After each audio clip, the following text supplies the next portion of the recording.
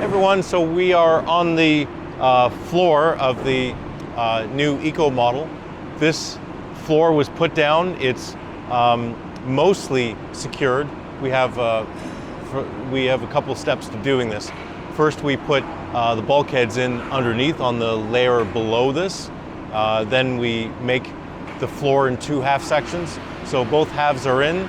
There's a little bit of a gap just so we can actually fit the two pieces together.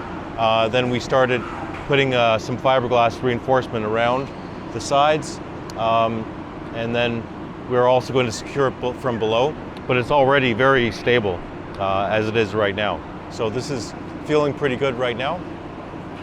Probably in a couple of days, it's going to be like really a complete solid unit because all the perimeter is going to be fiberglassed in, and also from the bottom it's going to be secured as well. So this will be a very strong structure.